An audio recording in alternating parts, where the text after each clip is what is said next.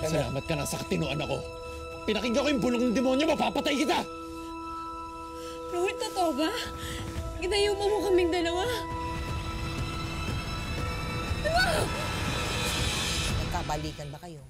Nagbalikan po muna po kami noon, Tita Mel. Tapos po, yung natuklasan ko nga po na parang may kakaiba sa kanya. Mahal. Mahal. Well, meron ko na ng kape, ha? Gatas to. Sige. Oo, ha?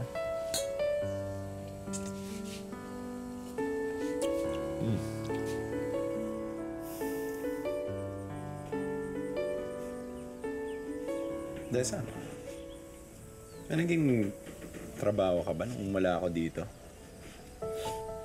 Tataka lang kasi ako paano ko nakabili ng TV. Yung, ano kasi, yung si nanay, may kaibigan. Tapos pinahiram na lang nila to. Arvin! Sandali lang naman! Teka lang, hoy!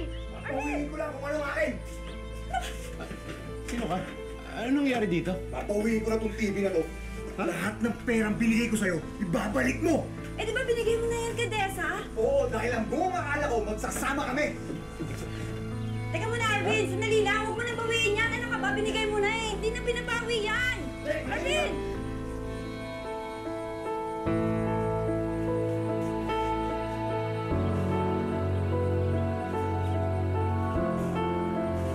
Nasaan yung sinasabi niya na magsasama kayo? Naging lalaki mo ba yun? May nangyari ba sa inyo? Elmer,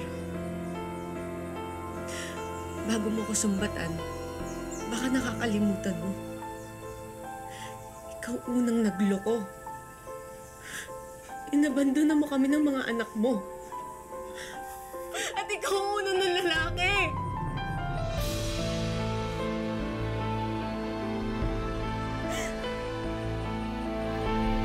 Masisisi mo ba ako sa nagawa ko? Ha?